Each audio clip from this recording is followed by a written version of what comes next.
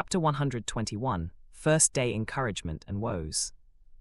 Do you hear me, class? This year you guys need to step up your game. Your grades last school year barely crossed the passing grades.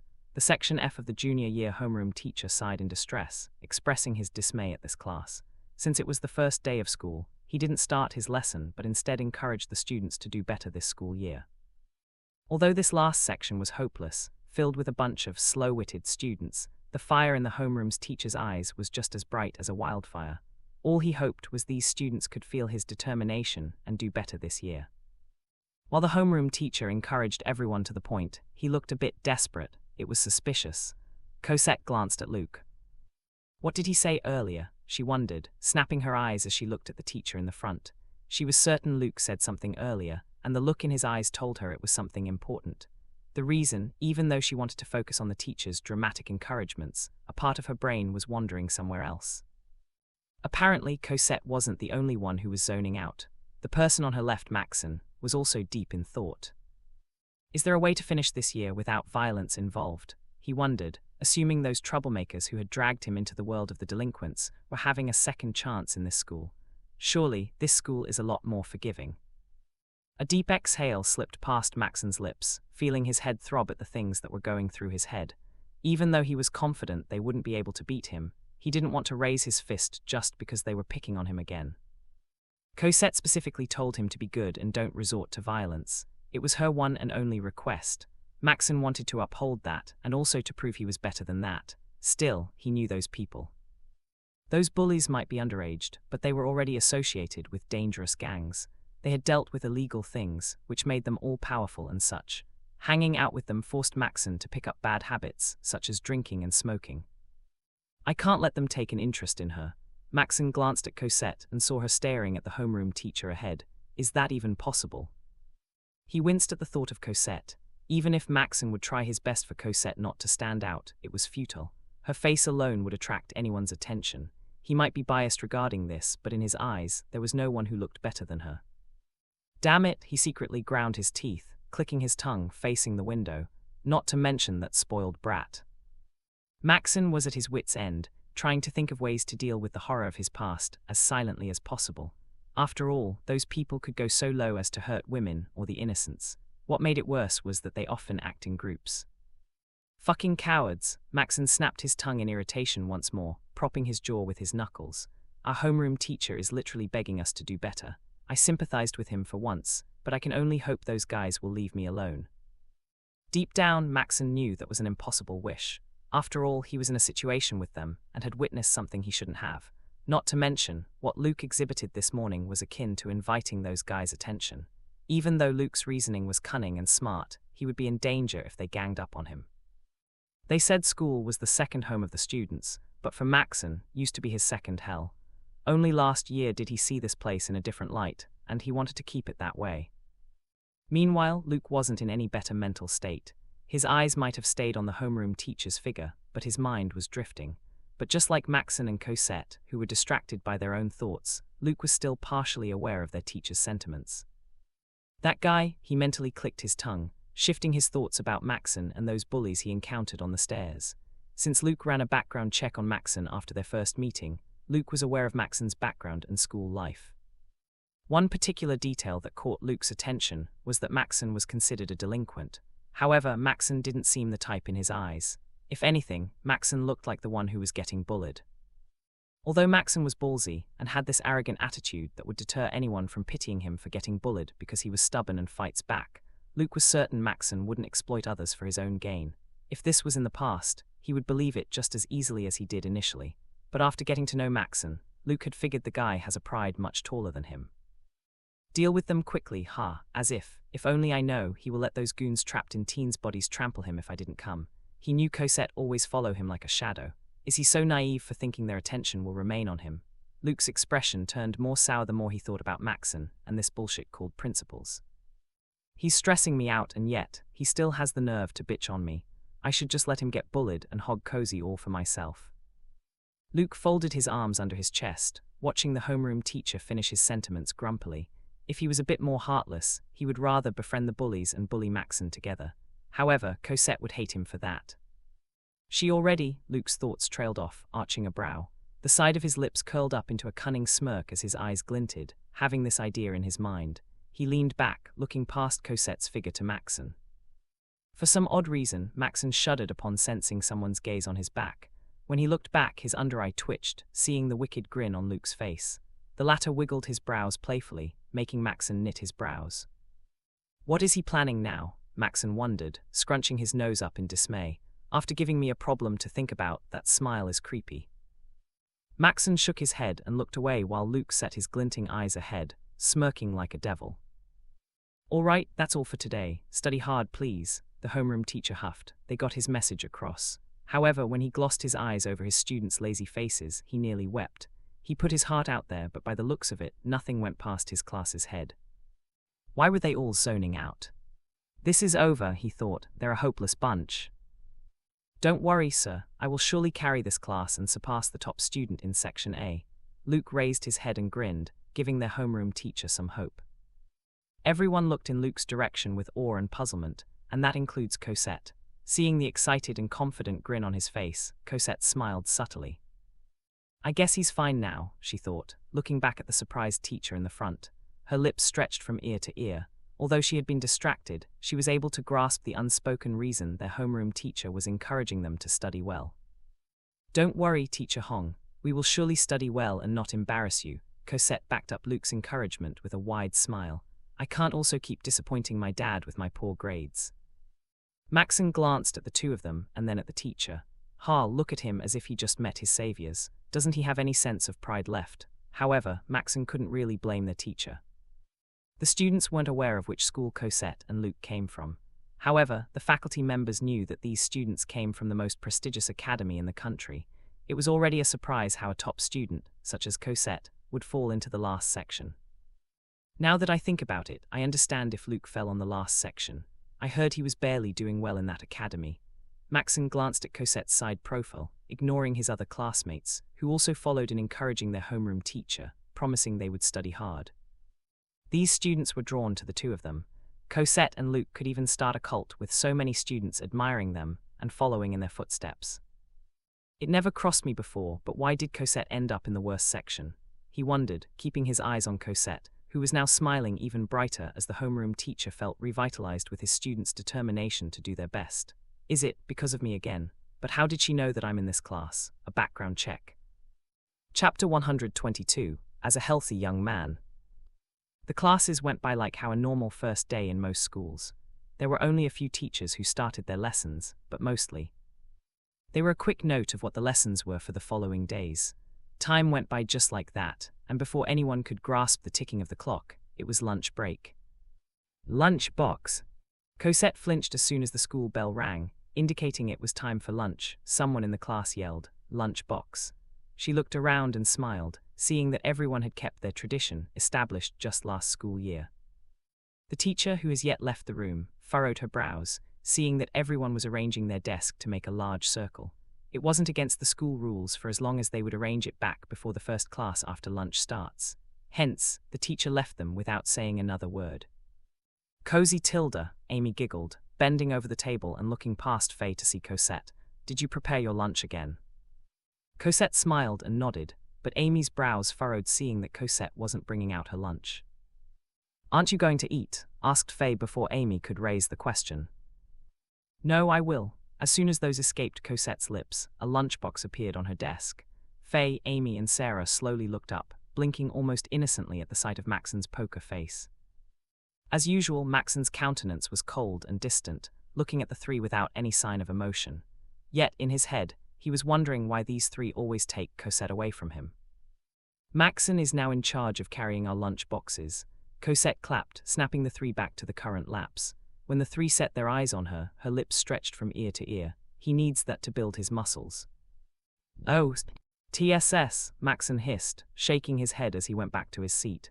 As soon as he plopped his butt down, he perked up, catching Luke's figure leaving the classroom. Where is he going now? He wondered, knowing this time around, Luke was already fighting for Cosette's attention, but now he just slipped away as silently as possible. He's acting very suspiciously. Maxen gravitated on whether he would follow Luke and see what this guy was planning, or leave him alone. In the end, Maxen stayed. He didn't want others to misunderstand or make Luke think he was stalking him. Luke was a drama queen and often exaggerated things. As Maxen tossed whatever thought he had about Luke at the back of his head, opening the lid of his lunchbox, he couldn't ignore the girls gossiping beside him. Still, he did his best to act as if he wasn't hearing their loud whispers and giggles. Cozy look, Faye presented her lunchbox for the three girls to see. I made it myself. Cosette studied the omelette over the rice that had a smiley face on it. Her lips curled up, raising her eyes at Faye while the latter explained. I followed the recipe you sent me, and my brother told me this breakfast was good. Faye gloated, rubbing her finger under her nose. Really, can I have a taste? Amy's eyes sparkled, moving her finger to take just a piece, only to get slapped by Faye. Ouch. Wait, I haven't even tasted it yet. Faye snapped her tongue while Amy frowned. Seeing that the latter was about to cry, she huffed in distress. Do you really want to do the honors? MHM, I want to taste it, since it's your first time cooking something. Goodness, Faye shook her head and glanced at Cosette and Sarah.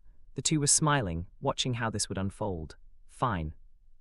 Amy's eyes lit up excitedly, watching Faye pick up her cutlery to give her a piece of the omelette. For some reason, Sarah and Cosette watched Amy guide her spoon to her mouth in anticipation, waiting for her feedback. However, as soon as Amy chewed once, Cosette and Sarah noticed how Amy's eyes opened and closed like the aperture of the camera. They could only think of two things. One was it was surprisingly good, or it was bad. There was no in between. So, Faye arched a brow, waiting for Amy's comment as the latter chewed. Amy chuckled awkwardly, looking at the anticipation in Faye's eyes. It's good. See, I think I have a knack for cooking. I should become a chef. Faye rubbed her finger under her nose once again while Amy looked at her with a bit of surprise. Not just her, but Sarah as well. Meanwhile, Cosette noticed the two girls' reaction and was intrigued by it. To Cosette's surprise, when Amy managed to swallow down the food, Amy interrupted Faye's gloating. It's bad, said Amy, stopping Faye from speaking. It's too salty with a bit of bitterness. I never tasted something so bad for an omelette. Wow, what are you talking about now? My honest opinion. Amy blinked twice, not bulging at the dismay that resurfaced in Faye's eyes. If you want to become a chef, that means you need to prepare yourself with criticism. If you don't believe me, then taste it for yourself. Faye narrowed her eyes and studied Amy for a second before picking up her spoon. Just as Amy suggested, Faye ate a piece, and unlike Amy, who swallowed it down, Faye spat it out. You were that damn bastard, came out a profanity, thinking that her brother wasn't truly honest with her. However, Amy smiled brightly as she leaned beside Faye. Hey, did you say you want to become a chef? Amy asked while Faye kept her mouth ajar, her hand under her chin. This is your first time cooking, but the omelette looks good already. If you keep practicing, I'm certain you'll be one of the best. What? Faye scoffed, but her cheek blushed at the encouragement from Amy. It's because Faye never knew what she wants to become in the future, Sarah whispered in Cosette's ear when she noticed the latter was a bit confused. Oh, Cosette rocked her head, turning her head, only to see Sarah drawing her head back. So that is the reason. Sarah raised her brows knowingly, smiling in satisfaction while darting her eyes between Faye and Amy. Those two had always had the best bond, and she was glad Amy, although often a coward, chose to be honest with Faye. How nice, Cosette thought, smiling at Amy and Faye, and then at Sarah. The two of them chuckled before they opened their lunch boxes to eat. Since Faye's lunch received a giant X mark and a negative review, Cosette, Sarah, and Amy shared their food with her.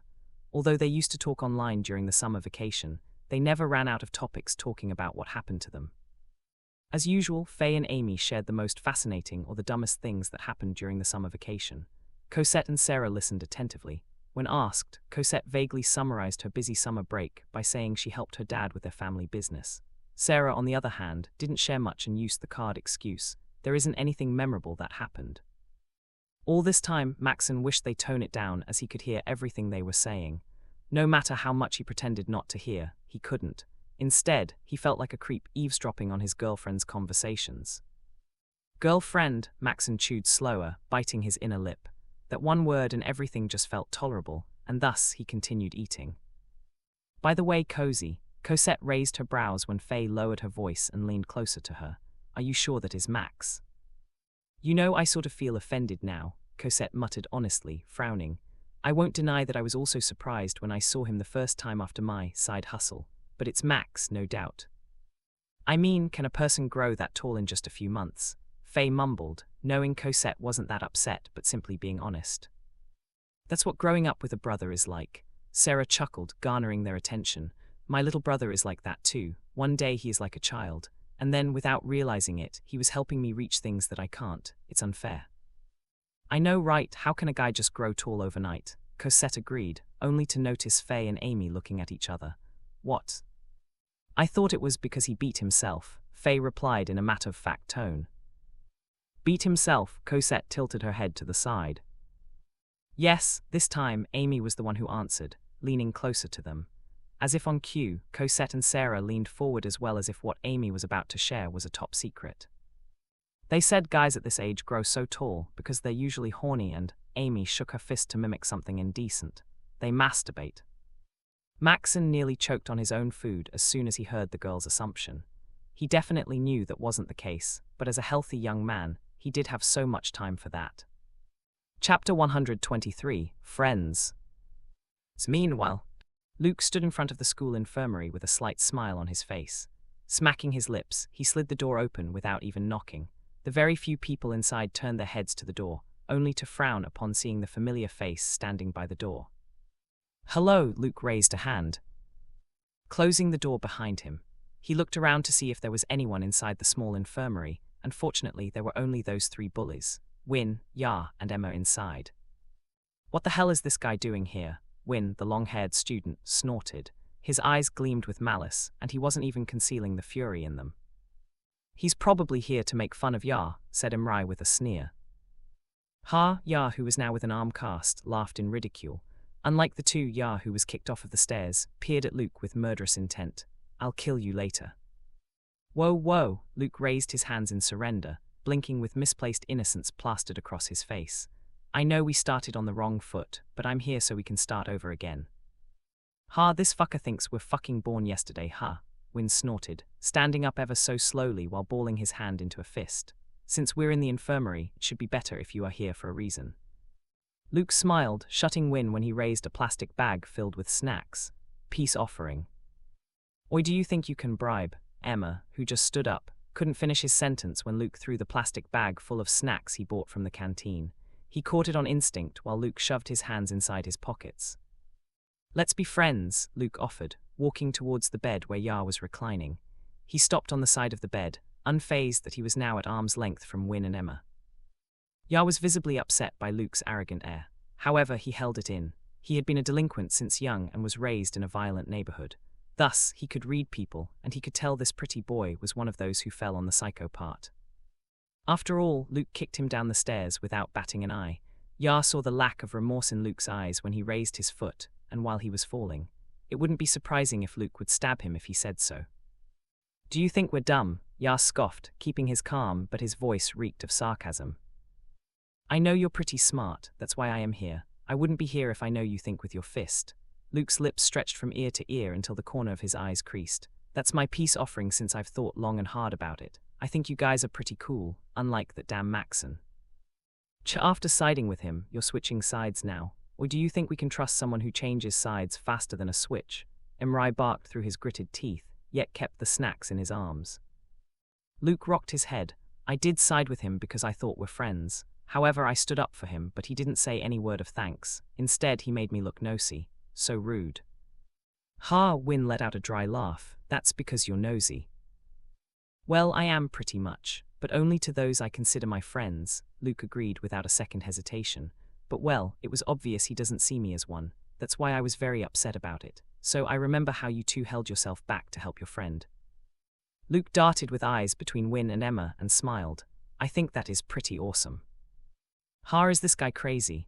Emma laughed, looking back at Luke in disbelief. However, Win simply looked away, obviously flattered by the praise. That is why I want to be part of your group. Luke clapped excitedly. Ha ha ha, Ya laughed and shook his head before the two followed. They looked at Luke from head to toe, shaking their heads continuously. Seeing their reaction, Luke raised his brows and cocked his head to the side. You want to be part of our group, Ya repeated with a tinge of mockery in his voice. Luke nodded without a second hesitation.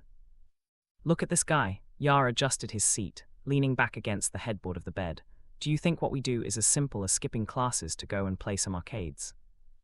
Ha, this guy is really crazy, Emma commented, acting all big and tough. Wait until you get punched in the face and get that pretty face ruined, Win added, shaking his head slightly. Our business isn't as simple as what you think, pretty boy. Ya was cut off when Luke spoke in a knowing tone. I'm not looking down on what you guys are doing. Who said I don't know what you guys are capable of? Luke blinked almost innocently. Aside from bullying those weaklings in this school and exploiting students, I think I'm pretty much aware of your connections with the local gang. His lips stretched even wider. Last year, you were involved in a gang fight from another school. During the fight, someone got stabbed and died. When the police came, Luke paused as he cast Win a look. You are one of those unlucky ones who was arrested while the others fled. Although these two managed to get away, they were suspended for the entire school year because of many reasons. I always do my research. Luke grinned from ear to ear while the three of them looked back at him in surprise. Did that Maxen? Emrai was once again cut off by Luke, as the latter answered even before he could finish his question. No, he didn't, Luke shrugged. As I've said, he doesn't see me as his friend. If I didn't do my own research, I wouldn't even know about this. Luke kept his grin as silence descended on the four of them. Honestly, Luke didn't do his research about these three. However, he ran a background check on Maxen. Therefore, he uncovered these things. Not that Luke had superhuman memory to remember all the little detail. It was just that he had taken a particular interest in this area, since it might endanger Cosette. That was why he remembered the names of those involved in the gang fight that Maxen had managed to get away from a year ago. If Maxen didn't, he would have also ended up in the juvenile like Win. If you make another trouble, the school will have no choice but to expel you. I don't know if that even scares you guys since you're here to kill some time, Luke continued after a momentary silence. But if you hang out with me, not only you'll be safe from expulsion, I know ways to have fun that don't require risk, at least less risk. Not to mention, I can teach you how to earn money and make a system so no one gets caught. The three furrowed their brows as they studied Luke's unchanging smile. The latter knew a lot, and yet he didn't show the slightest vestige of fear. That only shows Luke knew his stuff and wasn't scared of getting beaten up right here and now. So, Luke raised his brows, taking his hand out of his pocket and balled it into a tight fist. He offered it to Ya, smiling from ear to ear. Friends! The first day of school went by, almost like a blur for Cosette. They didn't do much for the entire day since the first days were mostly just a warm-up. Tomorrow was the real start of class, and this school year, she aimed to get better grades since Maxen wouldn't skip classes anymore. Bye, Cozy. Cosette waved at Sarah, Far and Amy, who were on the other side of the school gates. She watched the three walk away in the opposite way where Maxen and Cosette's usual route. Let's go. She snapped her eyes to her left and nodded, smiling at Maxen as the latter sauntered off. Cosette skipped her steps to follow him until she was walking beside him. Maxen, why are you so cruel, She frowned, glaring daggers at him. How can you leave your girlfriend behind? You now have longer legs, so your one step is like 2 steps for me. Maxen cast her a side eye but didn't react. Yet he still slowed down even though she was simply whining and using this as an excuse to spend more time walking. Hee, Cosette giggled, slowing down even more, eyes ahead. Noticing that they kept slowing down until their pace was as slow as a snail, Maxen was about to open his mouth when she suddenly spoke. I wonder where did Luke go, she murmured. He said he plans to top the class, but he skipped on his first day of school. Maxen pressed his lips into a thin line, recalling that he secretly searched for Luke earlier when Cosette was cleaning the classroom with the girls. He was worried Luke was ambushed, but when he found Luke, he saw him hanging out with Win, Emma, and Yar as if they had just become the best of friends. A shallow breath slipped past Maxen's lips at the thought. I don't know what's going on inside that guy's head. Maybe he finally lost it.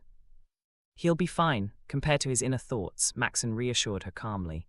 You know him, and he just does whatever he wants. He probably thinks since it was the first day, nothing important will happen, so he went out to play. Cosette blinked twice before she nodded in agreement. Makes sense. She smiled, not putting any thought to it since Luke was a free spirit, and she couldn't expect him to linger around her all day long. Anyway. She then jumped beside Maxen until her shoulder bumped against him. What Faye said, did you really? Yes, I had a lot of free time. Maxen arched a brow as he answered quickly, taking her by surprise, which made him smirk. He knew she would ask this and tease him, so he prepared himself all day long. Maxen shoved his hands inside his pocket and slowed down, bending over to whisper in her ear. Do you know who I was thinking? he grinned triumphantly, straightening his back, pleased to see her betrayed face. Maxen winked, resuming in his steps, while Cosette was frozen on the spot. When Cosette realized he outplayed her, she ground her teeth and glared daggers at his back. "Maxen Cloven," she yelled, stomping her feet to follow him. Chapter 124, Her Future Visitors. "Cozy, did you ever run a background check on me?" Cosette knitted her brows, turning her attention to her left where Maxen was sitting on the bus on their way home. She blinked twice, processing that sudden random question. "No," she shook her head. Maxen stared into her eyes, searching for any traces of a lie, but found none. "That's odd," he muttered. "What's odd?" "Weren't you a top student in your previous school?" Maxen arched a brow. "If you're an overachiever, why did you fall into our class?" Cosette held her breath under his gaze, secretly clenching her teeth. She did her best to keep her expression in check, so he wouldn't notice the horror she felt at his inquiry. How would she explain that she knew he just didn't do well in school after reading it in the novel? Well, she cleared her throat, letting the gears of her head turn to make up the most believable lie. "What's the fun of being a top student? I tried to rebel, you see. I transferred school not because I have a problem with my previous one, but because I miss you." What? You missed me?" Cosette blinked and her pupils dilated in horror, realizing what she had just unconsciously said. I mean because I have a problem. A personal one, right? You heard what I was back then." She laughed awkwardly, mentally questioning herself why in the world would she say that. It was more believable if she blurted out because she was a hardcore fan but miss him. Had she lost her mind? "Right," Maxen bit his tongue, stopping himself from pointing out what was odd. "That's strange." In Maxen's eyes, he knew whenever Cosette was lying or simply holding back information. But this conversation came out strange for him. He knew she wasn't lying when she said she didn't run a background check on him, and she was also saying the truth at that slip-up, "I miss you." It didn't make sense to him, but his heart was 100% certain Cosette was telling the truth. However, that last explanation Maxen knew was definitely a lie, or rather, it was simply part of the truth. Why did you ask?" Cosette returned, trying to act as natural as possible. "Just because," he shrugged, tossing the strangeness he felt. "I was curious, that's all." Maxen then leaned back, looking up at the people standing on the aisle of the bus that was near the front part. As silence fell on their shoulder, he kept telling himself to let it go. Yet his lips parted and voiced out his thoughts. "Don't lie to me, Cozy," he said, making her turn her head to him. "If you don't want to answer, just say you won't answer, or once you feel like you can, just don't lie." "I'm not lying," she argued and bit her tongue when his eyes fell on her. Cosette pursed her lips, nodding in understanding. "I'm sorry." "You don't have to." Maxen kept his eyes on her and smiled. "It's not like we're not allowed to have secrets." Cosette bit her lip and smiled, only to narrow her eyes as she repeated what his last remarks. His brows rose, seeing that she was sizing him up all of a sudden. "What?" he asked after several seconds of silence. "It's not like we're prohibited from having secrets," she repeated suspiciously. "Max, what sort of secret are you keeping from me?" This time Maxen froze, holding his breath. He looked away, avoiding her inquisitive gaze. Just like how Maxen knew her, it was the same with Cosette. She knew him more than anyone how the gears in his head turn. "Tusk, tusk, tusk." Cosette clicked her tongue continuously, and when Maxen couldn't take it anymore, he let out a deep exhale. But just when his lips parted, she spoke before him. "It's fine, you don't have to tell me, I don't want to force you." Cosette let out a sigh, not having the heart to be a hypocrite. Between Maxen and Cosette, she held more secrets from him. She could be honest on almost everything to him, except one: she wasn't the real Cosette. She glanced at him once more and smiled. "Just promise me you will tell me this secret when you're ready." "Will you also make that promise?" he returned. "Will you also promise to tell me when you're ready?" Cosette pursed her lips and nodded. She then raised her pinky, causing his brows to raise. "Promise me that you won't make fun of me when I do, then I will probably tell you a lot of silly things." She giggled, wiggling her pinky at him. A shallow breath slipped past Maxen's lips, nodding in understanding. He didn't care if someone was looking, raising his pinky and wrapping it around hers. "I will never," he fluttered his eyelashes ever so slowly. "Then it's a promise." Her lips stretched from ear to ear, and her bright smile transferred to him, sending all these bubbling feelings crawling in his heart. "A promise, then." With that being settled, Maxen and Cosette continued to talk just about anything. As usual, Cosette carried the conversation, but he was more active than before. They returned home with a light heart, meeting Conrad at the gates of the mansion, and hitched a ride with him.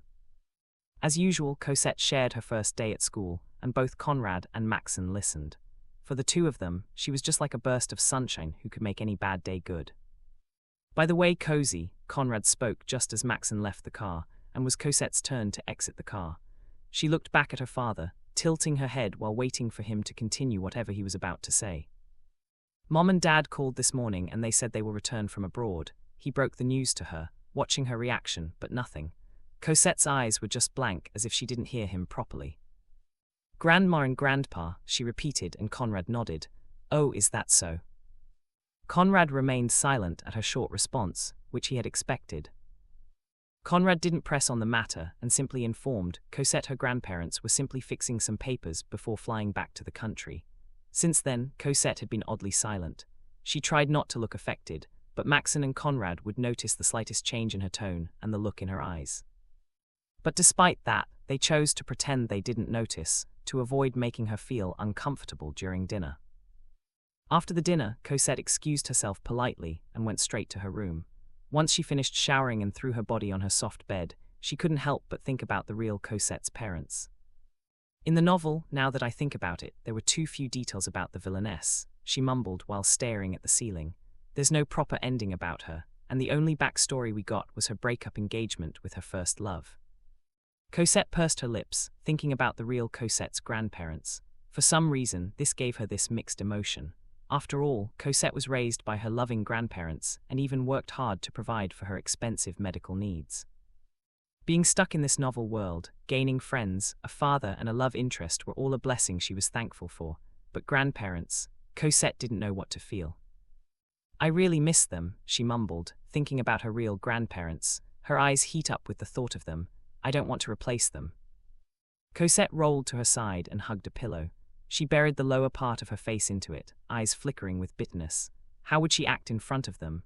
Not that she hated the real Cosette's grandparents, but because she didn't want to fool the elders and herself. "Maybe I should just," the bitterness in her eyes grew distinct, "move on." She had been in this world of a novel for months, almost a year now. Hence, Cosette had to adjust just like what she had always done. She shut her eyes and shook her head mildly.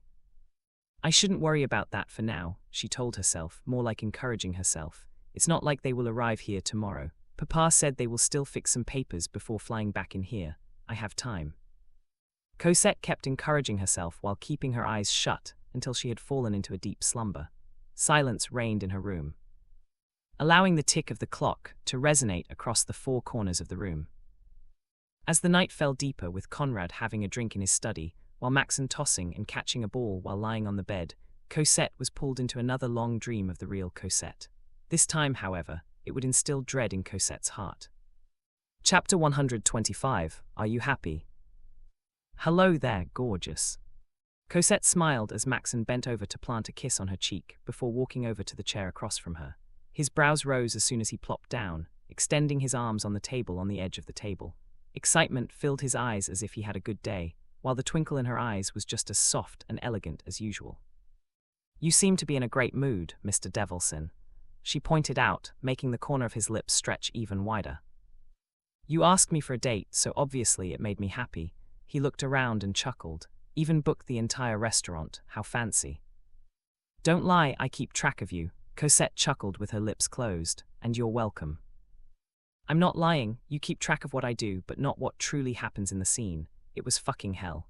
Maxen snapped his eyes at the server that approached their table, serving them a bottle of champagne.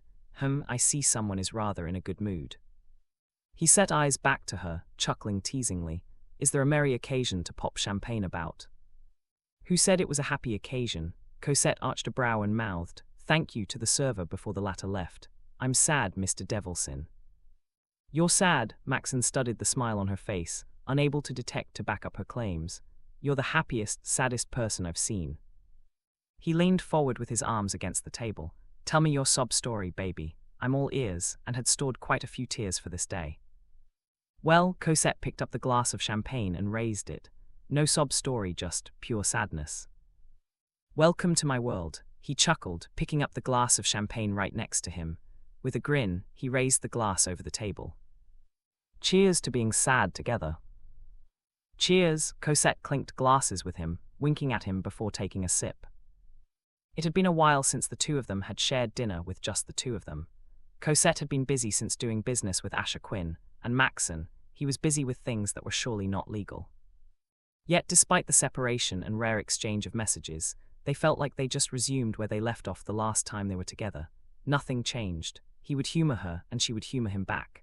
They would laugh together and hint at each other, building up sexual tension between the two of them throughout the dinner.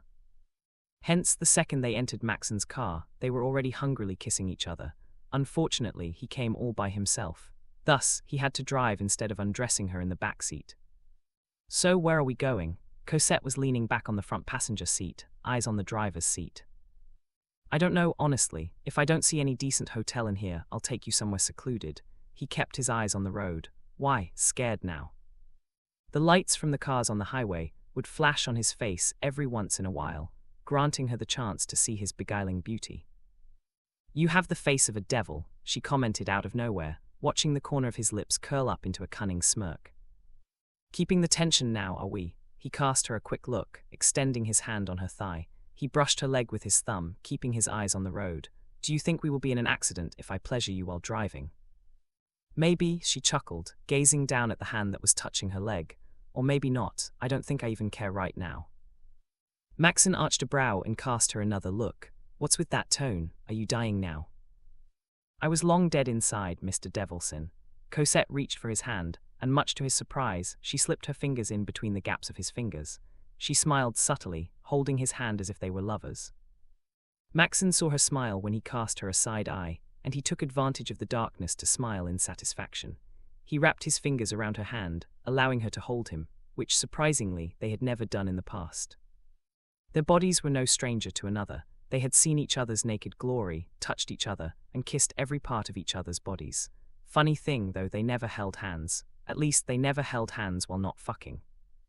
Lust is the foundation of our relationship, she spoke in a quiet voice after the prolonged silence. But you always make me sad, Mr. Devilsin. Were my other affairs making you sad? She shook her head. I said you make me sad, not your actions, but you. I don't care about how many women warm your bed. And what about me that makes you sad? He asked out of plain curiosity, already used to her abrupt topics, which she would easily forget later, but never him.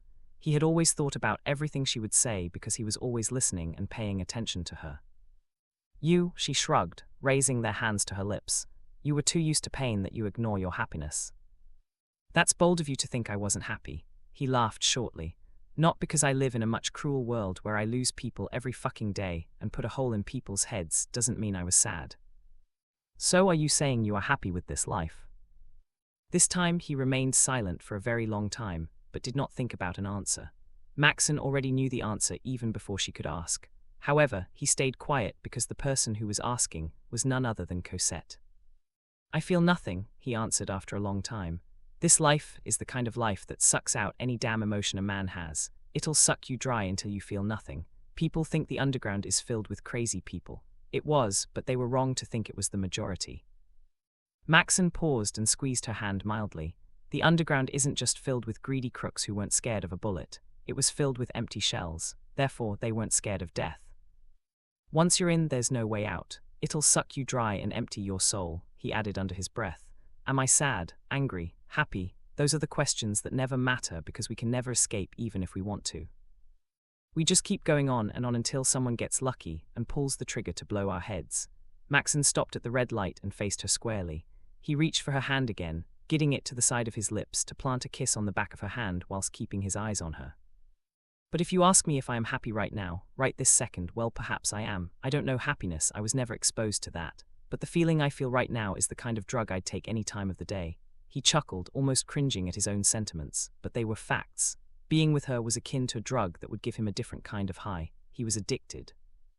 What about you? He asked, looking at her straight in the eye. Are you happy? I just told you I was sad. Was. Cosette pressed her lips into a thin line and gazed at his face, as if she was etching it deep in her head, lest she forgets how he looked. She cupped his face, fluttering her eyelashes ever so tenderly. What is happiness, Mr. Devilsin? She inquired in a quiet voice. That word is never in my vocabulary, such an alien word. Isn't that the reason we're together? We know almost everything and had seen things most people wish to never witness in their lives. However, if happiness is wishing time will stop forever, I guess I am happy right now, she continued, smiling back at him subtly. Honk honk. Maxen and Cosette heard the loud honks coming from behind them as the green light was on. However, the two ignored the honks and curses as the other cars overtook theirs. Instead, they looked at each other with a subtle smile. He slowly moved his face forward, watching her close her eyes. Since Cosette shut her eyes, she didn't notice how his eyes shone with gentleness and affection he never ever bore, but she felt his heart when their lips touched. What Maxen thought was he had hidden his happiness perfectly when she shut her eyes. Little did he know, he failed to see the deep sadness underneath her eyelids. It wasn't him who hid things well, but Cosette. She had always hidden her feelings all her life that she was a pro and could get by any day, even when she was bleeding heavily inside. Chapter 126, A Very Cruel Man. Penny for your thoughts. Maxen glanced down at Cosette, caressing her bare back while she was resting her head on his chest. After driving for about 30 minutes, he offered for the two of them to stay in his suite where he was staying. Cosette was someone who had an image to protect, and if anyone saw her with him, it would be over for her. Hence, it took them 2 hours before rolling under the sheets. I'm tired, was all she said. Maxen remained silent, looking up at the ceiling. How was your business with the Quins? He asked out of plain curiosity. It's not bad, Cosette answered, keeping it short and simple. Is that so? Cosette fluttered her eyelashes ever so slowly, smiling subtly. You never asked me about anything. She propped her elbow on the space between them, adjusting her position to look at him. Neither were you ever curious about who I meet. Is this what you call jealousy? She humored, staring at his sinful beauty. Jealousy, huh? He smirked, pondering about that matter. Now I don't think I am, just curious. And why is that? Because, Maxen tucked her hair behind her ear gently, looking at her straight in the eye. Because you and him suit each other. You two were both well-born to boot, successful leaders of your family business at a young age, and lucky. Lucky, what an odd mix. But I made a decent point in that, did I not? He shrugged nonchalantly, as if they weren't talking about another man that could be linked to the woman who was in his embrace. What do you think about him? Cosette pressed her lips into a thin line while humming a long tune. What I think about him, huh? Well, he's smart, a bit distant and cold and handsome. Very handsome. Well, that hurts. I don't think my looks are way less than his.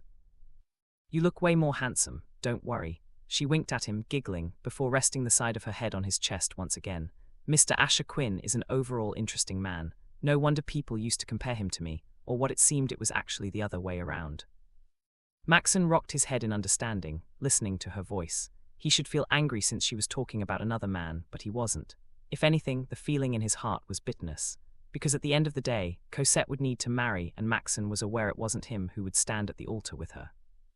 And that thought Maxen hadn't known what to do with it. He was still undecided whether to abduct her and take her to an isolated island with him, or just let her go.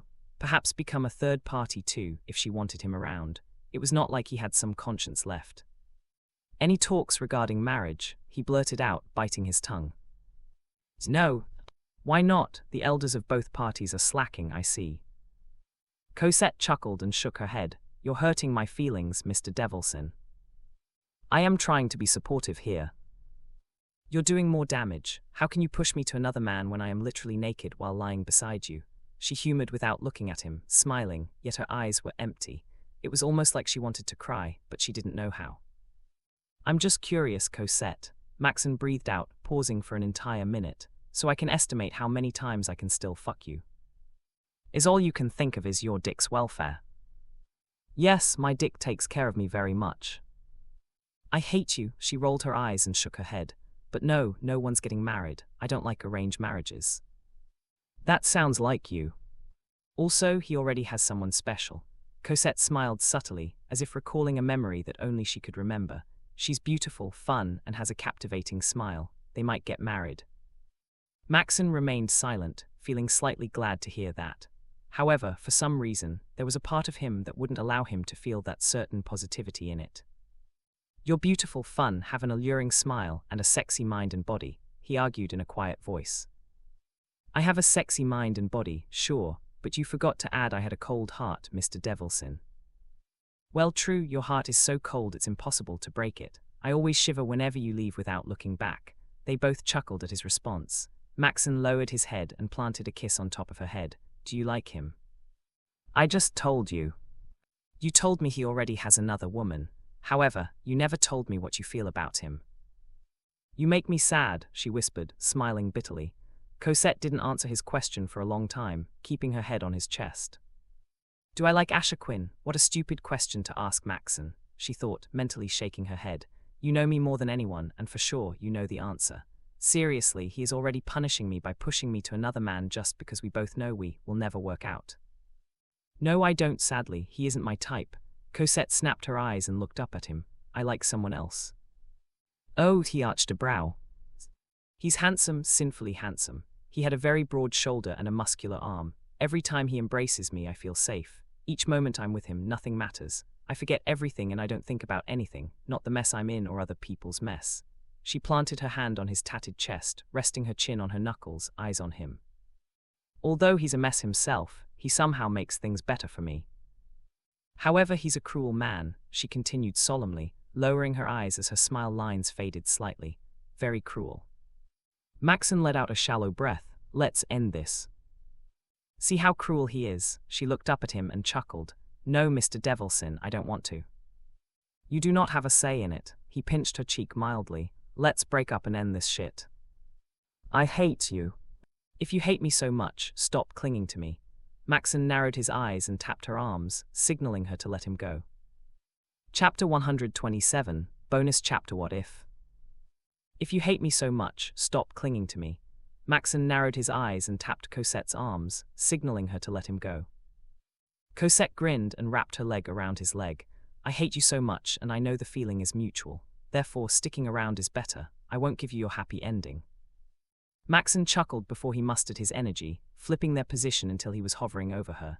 He gazed down at her, bending over, brushing the apex of his nose against her.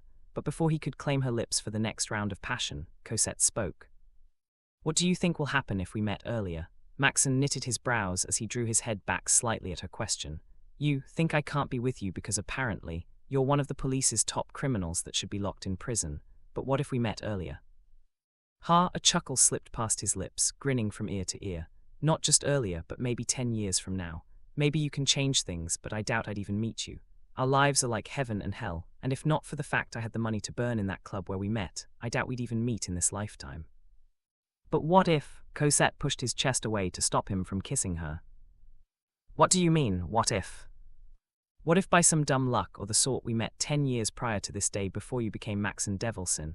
What do you think will happen? She clarified, making him tilt his head to the side.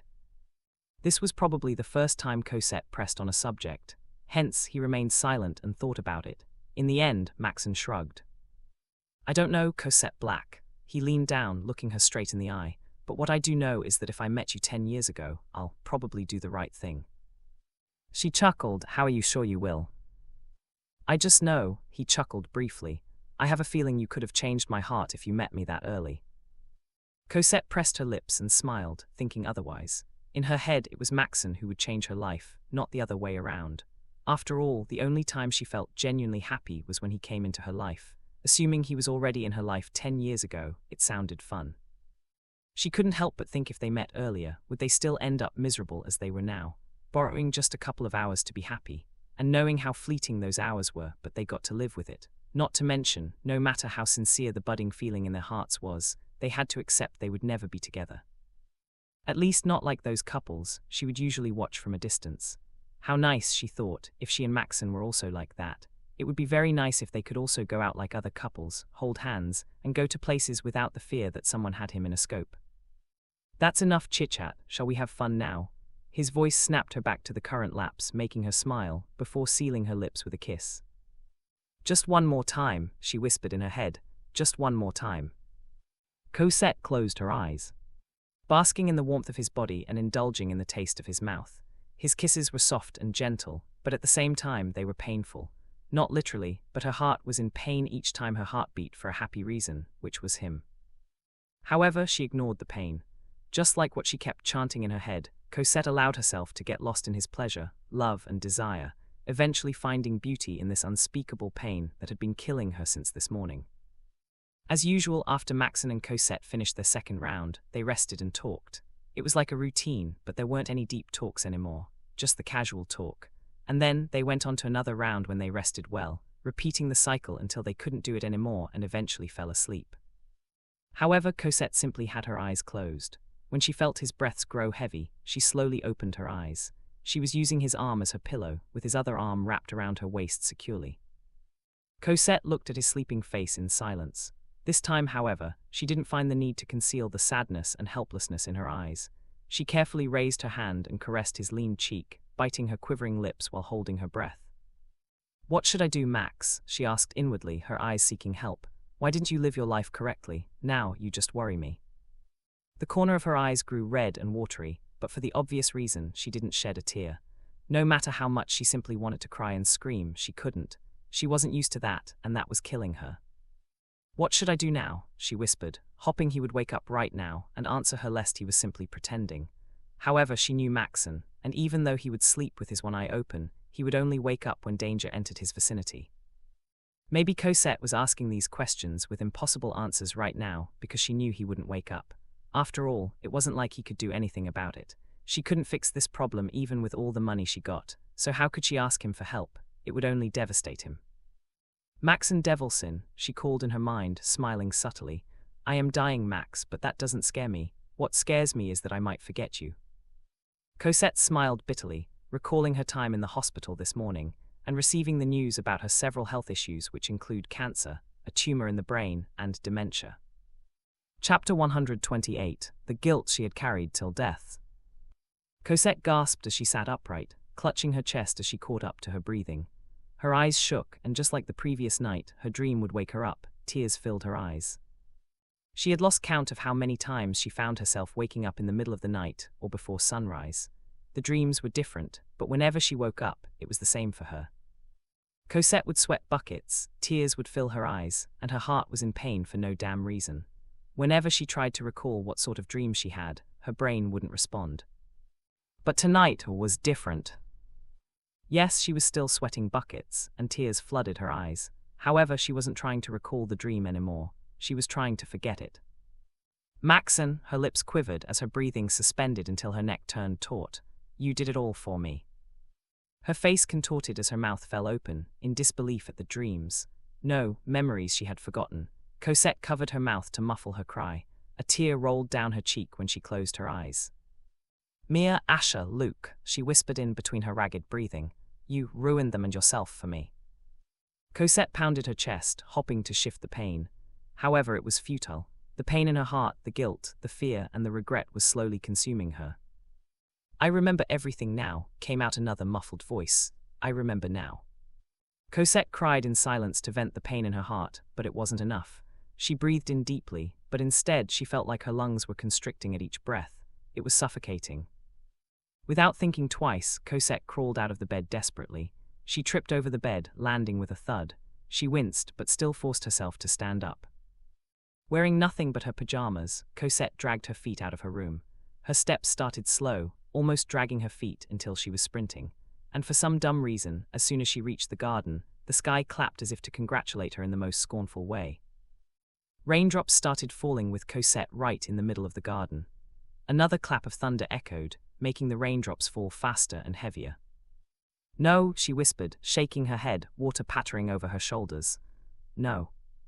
Another thunder echoed, muffling her cries. The rain concealed the heavy tears falling from her eyes. "What did I do?" Cosette looked up, welcoming the rain on her face. "What are you doing to me?" Her hand balled into a fist as her eyes sharpened, grinding her teeth angrily. "Why were you playing with me?" she yelled when she couldn't take the fury building up inside her. "Do you call yourself a god? If you brought me back here, why didn't you tell me anything?" Cosette screamed her lungs out, hoping someone from up there could hear her. She screamed and screamed, crying and cursing, all to vent the anger in her heart. She now remembered everything, which she wished she didn't. She wished she remained ignorant until the end. If only she did, she wouldn't bear this guilt she had carried deeply till her death. And what she was doing right now, cursing the creator of this world, fiercely reminded her of the past. Under the pouring rain, Cosette had also broken down, cursing the gods and questioning them. "Why can't we also be happy just like everyone else?" were the words she remembered repeating back then. Why, when he and I finally found each other, did you plan to take me away? Why now? Many questions filled with a deep desire to be answered, and each time she got no answer, her hatred of this world deepened. After all, Cosette also wanted to be happy with Maxen, even if it was wrong, even if she had to sacrifice everything and live a humble life where no one else knew them. Cosette wanted to be happy. However, before she could even decide to ask him to run to an isolated island where it was just the two of them, life screwed her over. Not just one disease, but multiple, as if to make sure she would die. It was ridiculous, especially at such a young age. Yet whining, crying, cursing, and hate had never resolved her problem. That was why Cosette cut him off. Instead of keeping him around or telling him she was dying, Cosette cut him off. She hurt him off in the most painful way, so he would rather hate her to the point he would kill her. But Maxen didn't hate her no matter how much pain she inflicted on him. Instead, he bought her lies, assuming Cosette fell in love with Asher, but he had another lover. Therefore, to make Cosette happy, Maxen turned into a monster to separate Mia and Asher. It was my fault, Cosette whispered, feeling her knees wobble until they gave way. Slumped on the damp grass, Cosette clutched the ground while grinding her teeth. I turned him into a monster. Everything happened because of me. Cosette knew she could have stopped Maxen when she heard about what he had done. However, she didn't. She couldn't. Her condition worsened, experiencing episodes of her dementia. That was why she wrote their story, so she wouldn't forget them all. So she wouldn't forget how Cosette turned Maxen into a real devil, who eventually drove him to his own death. Rotten piece of milk, Cosette clutched her chest as more cries followed. Her voice began to sound rasped until she had lost her voice from all that shouting she wasn't used to. How can I forgive myself? Cosette. Suddenly, Conrad's voice echoed behind her, but Cosette gazed blankly at the darkness ahead. Seeing his daughter sitting on the grass under the pouring rain, Conrad didn't hesitate to run outside. Cozy, Conrad squatted down in front of her, holding her shoulders. His heart sank as soon as his eyes fell on her blank eyes. Cosette. Dad, her throat bobbed, snapping her eyes up ever so tenderly. Why am I alive? What? Do I deserve to live? Cosette bit her trembling lips as tears began to pool in her eyes once again. She looked at his face, grateful and resentful at the same time. I miss you so much I think I'm going crazy. Cozy, what are you saying? Why are you sitting here under the pouring rain? Let's go inside, all right. He nodded in panic, rattled at his daughter's distraught expression. Papa, Cosette ground her teeth and jumped slightly, flinging her arms and wrapping them around his neck. She rested her chin on top of her shoulder that was over his shoulder. I'm really sorry, I'm really, really sorry. She repeated those words over and over and over whilst crying. Cosette, baffled, Conrad could only rub her trembling back. Why are you sorry? There's no need to say sorry. Pain and bitterness shone in his eyes, and a little bit angry for not being able to grasp her situation. Why was she sorry? Why was his daughter crying? Conrad didn't know what made her cry, and thus it was killing him. It's all right, he whispered, embracing her securely in his arms. It's all right, you don't have to say sorry. You, father, will understand and forgive everything, so don't cry anymore, Cozy. Meanwhile, the servants, including Nanny Lucia and the head butler, were inside. They looked at Conrad and Cosette in worry. Just minutes ago, some servants saw Cosette running outside in a hurry, and then it began raining. They thought of asking her to go inside, but instead they saw her cry her heart out. Hence, they called Conrad. Goodness, what happened to our young miss? One servant muttered, almost teary-eyed in worry. Did the young miss say anything? Asked the head butler, looking at everyone. Much to his dismay, all he saw was everyone shaking their heads. We only saw her rushing outside as if her life was on the line. Is the young miss all right? Another servant inquired, and then all eyes slowly shifted to Lucia since she was the closest to Cosette.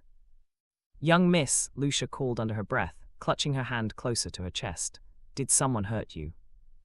As everyone watched the two, wondering if they should step in to bring umbrellas or let them be, Maxen, who came from the kitchen to get a bottle of water, noticed the servants.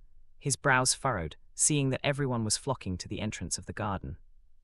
What's going on? He wondered, approaching them carefully to see what could make everyone panic.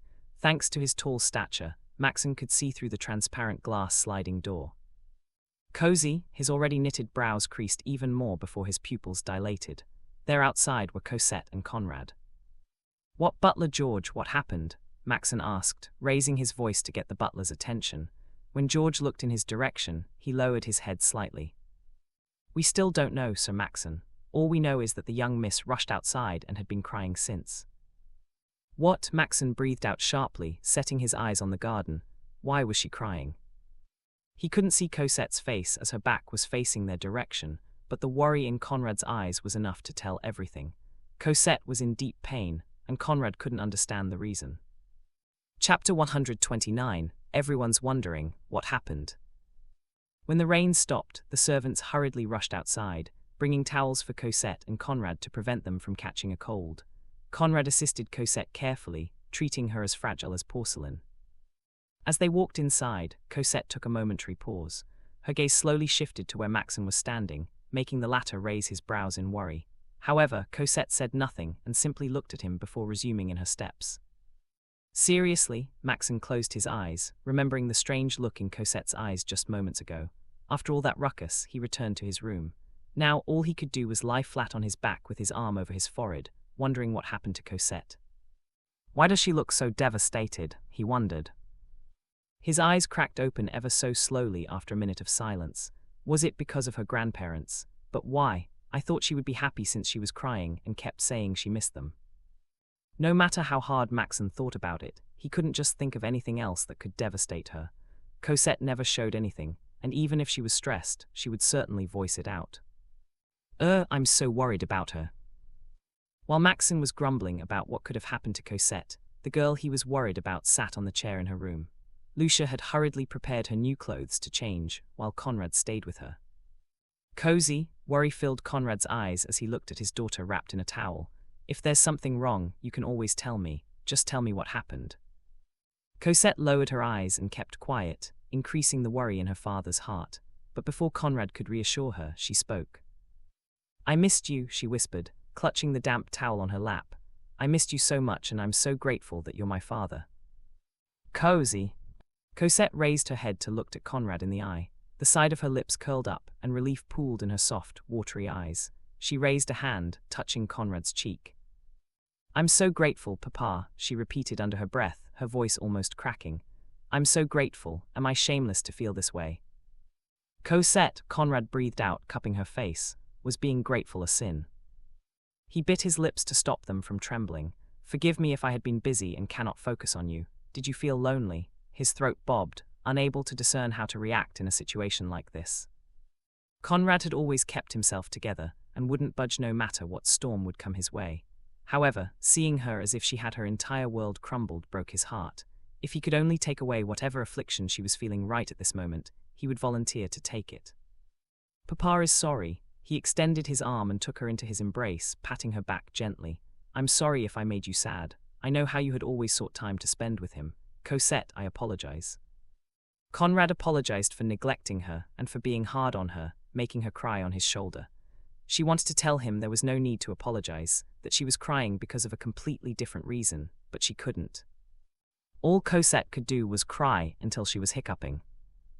Please forgive Papa just this once, Conrad continued. No, Dad, Cosette mentally shook her head, clutching his back tightly. That is not, I don't deserve your apology. I should be the one apologizing to you. I have many, many things to say sorry for. Master the bath, Lucia halted as Conrad raised a hand to stop her. He waved mildly, and it was Lucia's cue to leave. However, just as Lucia was about to turn around, Cosette broke her silence. I'll take a bath now. Cosette drew away from him and straightened her back. She wiped the tears with the back of her hand, forcing a smile to lessen his worries. Sorry for what I did tonight. I was just startled, but I'm fine. Cozy. Cosette stood up, making him stand as well. Seeing the worry in his eyes, she pressed her lips and reached for his hand. Her eyes softened, brushing his knuckles with her thumbs before looking up to meet his eyes. I'm okay now, don't worry, she reassured, almost like she didn't just cry just now. I also want to rest for the night. Cosette then glanced at Lucia standing on the side. Nana, please help my dad out. I will want to sort out my thoughts first. Cosette. I'll be fine, she faced Conrad again. What will I do if you get sick because of me? I'm not the only one who stayed under the pouring rain, so please. His jaw clenched, rocking his head in understanding. Sure, Lucia, help Cozy. I'll go once she got inside.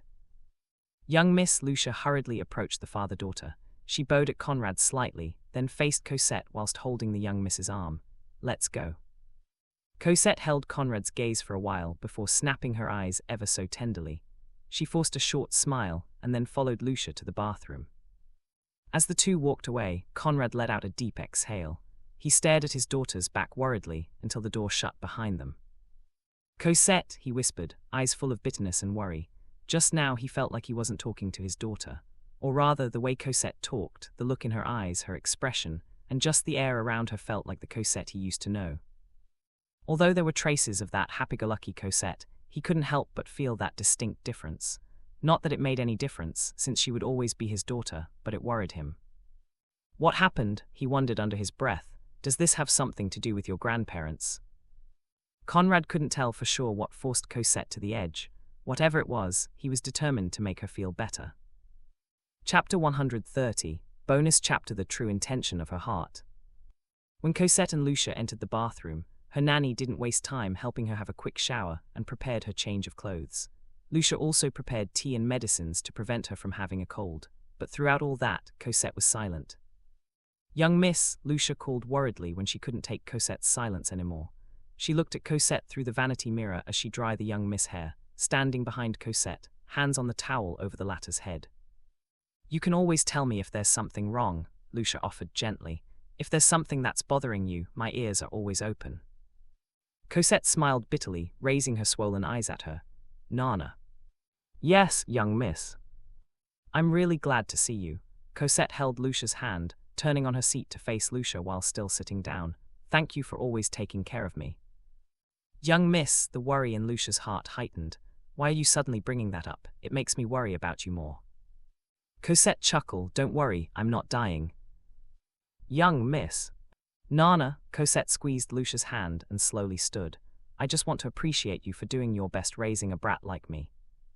Lucia's back stiffened when Cosette took a step forward, embracing her nanny for the first time in a long time. The latter smiled, patting Lucia's back gently. "I didn't have a mother growing up and Dad had always been busy. If not for you and for everyone in here, I would feel very lonely. But because everyone here tries their best to make me happy in their own little way, I was very grateful." Cosette's eyes softened, thinking that from her previous timeline and the current one, everyone was the same. Back then, I didn't see that though. "I always felt alone and lonely, but the more I think about it, you, Butler George, Driver George, and everyone did their best to look after me. I wasn't alone, I just didn't look back to see the people who were there for me." "Sorry it took me a while to realize your efforts," she continued, doing her best her voice won't crack. "Young miss, why are you suddenly?" Lucia bit her lower lip, knowing one more word and she would bawl her eyes. "It's fine," Cosette chuckled, letting Lucia go as she drew back slightly. "I was just being sentimental, but I'm fine now. You don't have to worry about me. Tell everyone I'm fine so they won't worry too much."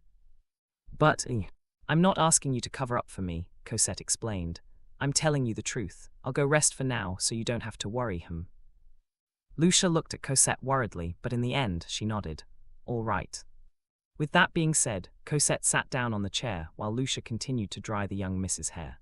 When they were done, Lucia tucked Cosette in and stayed for a while until she was sure Cosette has already fallen asleep. "Young miss," Lucia whispered, sitting on the edge of the bed. She reached her hand out, brushing a few strands of hair away from Cosette's forehead. "Please do not be sad anymore," she continued worriedly. "Everyone here only wishes that you will be happy. Please continue being happy. We will always be behind you." Lucia wiped the tear that rolled down her cheek. Cosette was like a daughter to her. She had watched her grow up, practically raising her since she was a baby. Hence, the pain in her heart was indescribable seeing Cosette bawl her eyes out. Lucia simply wanted Cosette to be happy. She watched the young miss from a bubbly young girl to a much more mature and distant teen. Seeing Cosette return to her bubbly personality and fixing her relationship with her father relieved everyone from worrying about their young miss.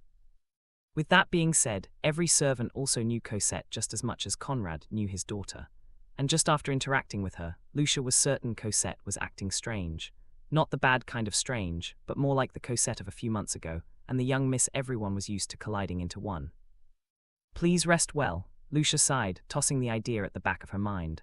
After all, Cosette might have changed over the past months, but she was still the Cosette everyone knew. She just got a bit mischievous.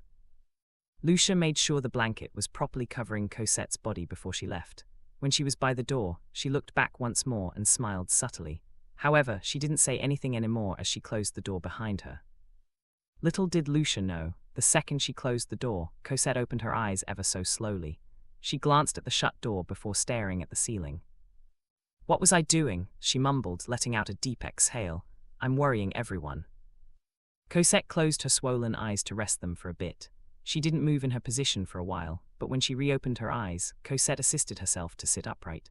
Without a word, she flung her legs out, walked toward her desk, and picked up the journal inside the drawer. Her eyes softened as soon as she read the title on the first page, smiling bitterly before flipping the page to the next. Cosette wrote all these entries, but it still felt different while reading them now. There were so many happy memories, and although she appreciated it before, the impact on her now felt different. And before she knew it, her eyes were already shedding tears. She covered her mouth to muffle her cry so no one could hear lest anyone was packing back and forth in front of her room in worry. "Maxen," came out a muffled voice, caressing his name, which she had written herself right next to her heart. "I came 10 years back. Am I shameless to seek happiness now, regardless of what you and I did before? Can we now become normal, and have our own happy ending?" Chapter 131, I Just Don't Want to Be Alone. Maxen tossed and turned on the bed, trying to get some sleep. However, no matter how long he had his eyes closed, he couldn't fall asleep. The look in Cosette's eyes would hover over his head repeatedly, forcing Maxen to sit up in frustration. Knowing he wouldn't sleep in this state, Maxen decided to take a quick shower to clear his head, and so he did. As Maxen walked out of the bath, wearing just a robe, to the bed, he heard a faint knock on the door. He stopped drying his hair, letting the towel rest over his head. Who could it be, he wondered, furrowing his brows. It was already 3 in the morning, so Maxen was a bit baffled about who and what was the purpose of this sudden disturbance. To get the answer, Maxen sauntered towards the door and opened it without a second hesitation. The second Maxen opened the door, his pupils dilated as soon as his eyes fell on the person standing outside. "Cosette," he furrowed his brows, looking at her from head to toe. She was still in her new pairs of pajamas and hair tied in a messy bun. What caught Maxen's attention was her puffy eyes and the redness on the tip of her nose. Cosette slowly raised her eyes at him, studying his face for a moment. When her eyes fell on his collar and a part of his exposed chest, Maxen cleared his throat. "Cozy, what are you doing here, at this hour?" he asked worriedly, watching her raise her eyes at him. The moment he locked eyes with her, his heart clenched. "What is wrong?" "I can't sleep," came out a quiet and rasped voice. "Can I sleep here?" "What?" "I want to sleep here." This time, Cosette didn't beat around the bush and rephrased her request. "Can I?" Maxen opened and closed his mouth before he breathed out deeply. "You can't," he shook his head. "You aren't even allowed to approach my room, or at least with just the two of us." "No, Max, you are not the one who isn't allowed to approach my room. That doesn't apply to me." Cosette took a step forward, making him step back at her gutsy aura. "Cosette." "I'm going crazy, Max. I don't know what to do anymore. If I go back to my room now and stay there all alone, I don't know what I will do." Maxen's breath hitched, studying her eyes. He knew Cosette thus. He knew at one glance she wasn't joking. There was a moment of silence between them, with neither of them speaking nor looking away. "Your dad might kill me, but sure." He gave in, opening the door wide open for her. Maxen stepped aside, motioning his arm for her to enter. "Go." Cosette glanced at him and rocked her head, entering his room without a second hesitation. A deep exhale slipped past Maxen's lips, gazing at her back as she entered his room. "I don't know what she's thinking anymore," he told himself, not even having any slight silly idea of staying in one room with her. Maxen lazily reached for the door and closed it. However, just before he could follow her, he froze when she spoke. "Lock it." "Why, what?" he nearly gasped, looking at Cosette, who walked straight towards the window. Maxen furrowed his brows as she didn't reply anymore. He held on to the lock, sighing in distress. In the end, Maxen withdrew his hand and didn't lock the door. He then walked towards the bed, standing several steps from it. "Did you lock it?" she asked, her back facing him. "No, Cozy, I didn't." His answer was quick and firm. "You can sleep here. But I don't want others to have any silly idea." The side of her lips curled, biting her tongue to stop herself from laughing. "Max, do you think the moment you let me in, people will think nothing happened?" She slowly turned around to face him, making him crease his brows at the playfulness in her eyes. "Even if something or nothing happened, people will still think there must be something. It's better if we at least make it happen, right, so we won't feel so wrong." "What?" Maxen let out a dry laugh in disbelief at her remarks. "Cosette, what did you say?" "Nothing," she shrugged. "I'm just letting you know I don't care if something happened. I want it. I want you, but if you don't want to then that's fine too, I just don't want to be alone tonight. Cosette pressed her lips and held her hands behind her, taking huge steps towards the bed. Cosette then jumped on the bed, bouncing as she landed on the side. Thank you for letting me in, Max, she smiled sweetly. Maxen was rendered speechless as he watched her move the blanket. 1 second, he almost didn't recognize Cosette. Her bluntness didn't sound reckless blabbering but a decisive one. Maxen never saw that look in her eyes too. And then the next second, when she smiled, the Cosette he knew was back. Was he just imagining it? No, he definitely didn't. Something was going on, and Cosette was just keeping it to herself. Something had changed even if she acted everything was all right. What are you doing? Her voice brought Maxen back to the current lapse. Aren't you going to change, or do you like sleeping naked? Huh? His brows rose, looking down, realizing he was still in a bathrobe. Tusk. Cosette bit her lower lip, watching him stomp his feet away to the walk-in closet for Maxen. As soon as the door slid closed, the side of her lips curled up. How cute, she whispered, moving her butt until her back was against the headboard. If this was before, he would have dragged me in the second he saw me standing outside his doorsteps. Cosette waited for Maxen to get changed, looking around the room. Maxen's room wasn't like any teenage boy would have. It was almost plain. He didn't decorate it to his taste, thinking he had no right to do so. Well, it's not like he is the picky one, she mumbled, rocking her head in understanding. For him, as long as he had a bed to sleep on, he's cool. Her subtle smile grew gentler, moving her soft eyes to the door of his walk-in closet. It was almost funny how Maxen had a walk-in closet when she was certain, even though she hadn't seen it herself, that it was empty. Maxen was a cheapskate right now. He wasn't the man who would splurge on suits and grand things. She hadn't seen him buy anything expensive for himself, saving almost everything up for his future.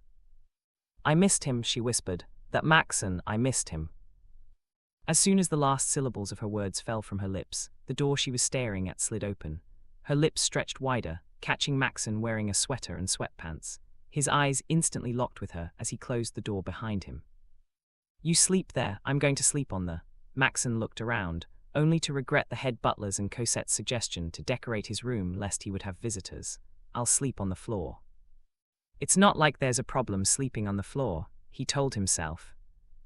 I'll ask someone to bring me some extra blankets, he remarked, about to head outside to ask for a blanket and let Conrad know Cosette was in his room. He didn't want Conrad to have the wrong idea. However, just as he took 3 steps, he stopped. Why sleep on the floor when there's enough space for 2? Cosette tilted her head to the side, watching him sigh before looking back at her. She patted the empty side of the bed. I promise I won't do anything funny. I know you're not ready to be defiled. I won't bite. Cosette, Maxen ran his fingers through his hair in distress. Why are you doing this? Am I being interrogated? No, but I don't understand. Don't you want to spend some time with me?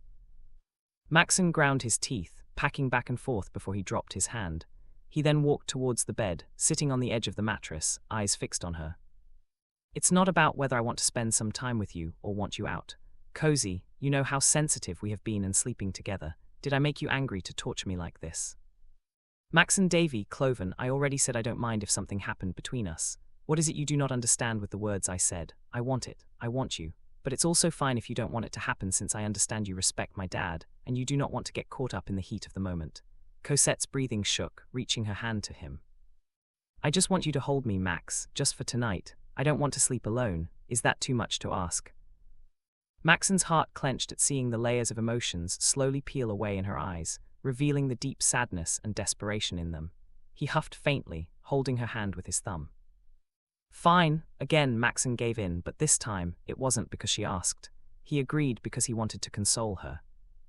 Her lips curled up subtly as she nodded. Thank you, she whispered, moving aside as Maxen slipped under the blanket. Chapter 132, 10 and Milk.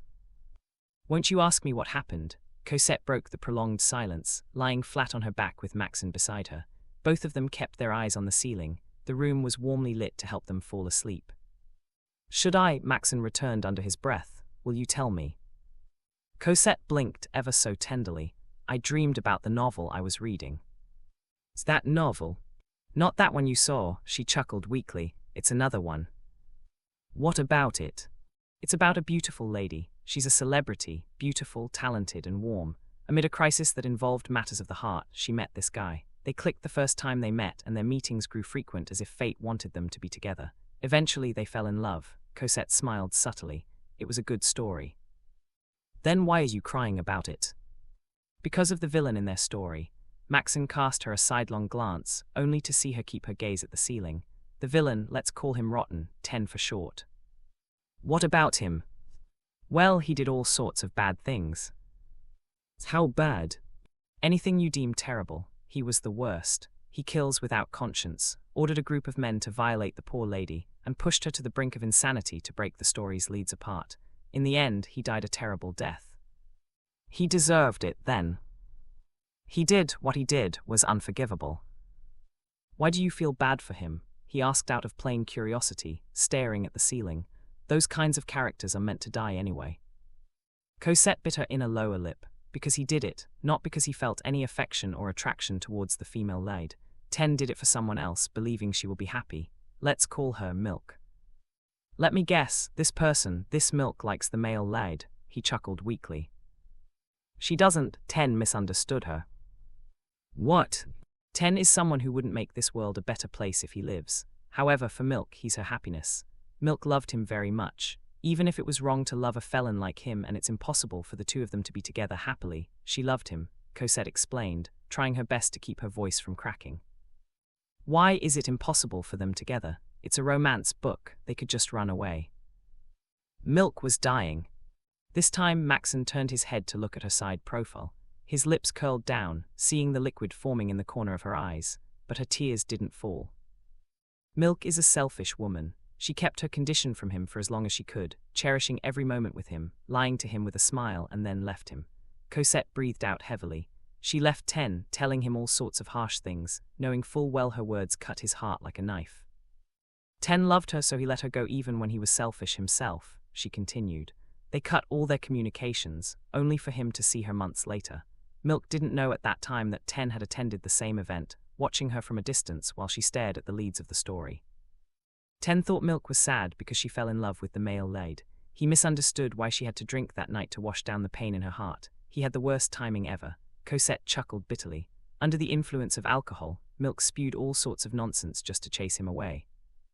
She told him she was in love with someone else. Maxen inquired and chuckled. They're both foolish. They were, if only Milk knew the consequences of that encounter. She would have just said something else. But it was already said and done, and the damages it caused were irreparable. Why didn't she stop him? He kept his eyes on her side profile. Did she die? No, she lived for a few years after his death. Cosette slowly rolled to her side to face him, but she had early onset dementia. The day she planned to meet him, she experienced an episode and totally forgot everything she was planning to do. Fortunately, she knew her illness will soon devour her bit by bit. That's why Milk wrote their story, so she wouldn't forget how happy the relationship the leads had before 10 and her ruined them. She added with a slight smile, staring at him straight in the eye. 10 died a miserable death and everyone said he deserved it, but Milk, she got to live. I bet people mourned for her when she died. She didn't deserve it, did she?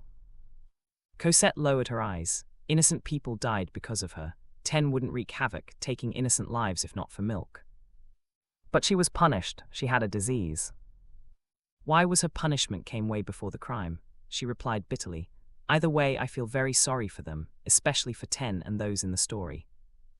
Maxen remained silent while observing her somber expression. A shallow breath slipped past his nostrils before his lips parted. Don't be, he said, making her raise her eyes at him. I'm sure 10 was aware doing a good or bad deed wouldn't change his life. He was a felon way before meeting Milk, and he had done grave sins that were already irreparable. His life is irredeemable. I'm sure he didn't regret committing all those crimes, even if it was a misconception, Maxen added with a slight smile. 10 seemed like he sincerely liked Milk, and if we look into more of his character as a felon, someone like him probably had just one wish. That was to make sure the only good thing that happened in his life was for her to be happier even without him. He would be even more devastated if Milk told him she was dying. I won't be surprised if he just cremates the entire world before holding a funeral for her. He continued, as if he personally knew the villain of the story she was talking about. But it was not that he knew, but if he put himself in the villain's shoes, he could understand him. Maxen's life was already leading to that route, if not for Cosette's interference. He wouldn't mind if that was the life he led, actually. His life was just a series of misfortune, and turning out to be a felon wouldn't be a surprise. If I am 10, I don't think I can bear to live if I lose the only good thing, the only woman I loved. She can't die before me. I'll die the second she stops breathing, he concluded, raising a hand to tuck a portion of her hair behind her ear. You were crying because of them.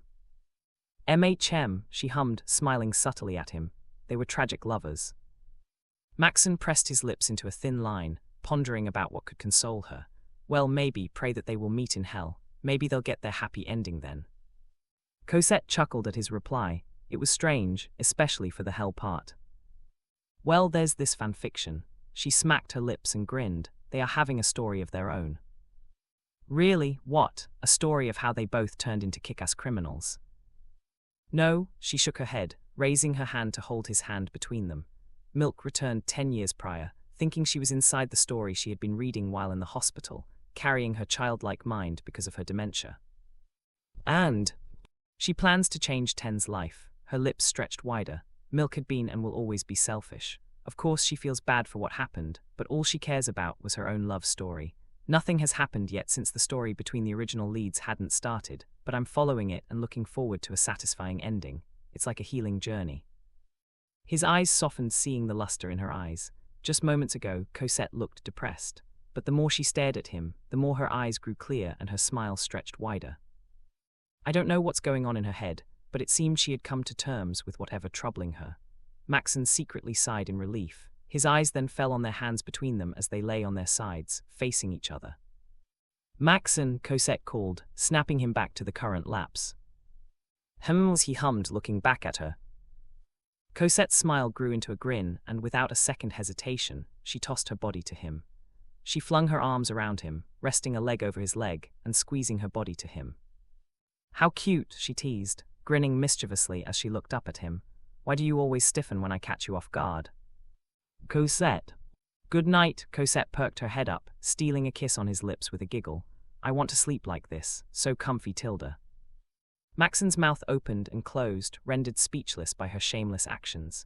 He gazed down and sighed, moving his arms, only for her limbs to tighten around him. I knew you're up to something, he mumbled before relaxing his body on the bed, carefully snaking his arm around her to embrace her. Good night, Cozy. Maxen lowered his head and planted a kiss on top of her head, making Cosette grin happily. She might have felt bad and would forever regret driving Maxen to his death. However, Cosette had thought long and hard about it before coming to his room. She could still change things. She had done a good job so far. Therefore, she just needed to continue it for the sake of her own happiness and everyone else. That was the only way to forgive herself for ruining everyone's lives.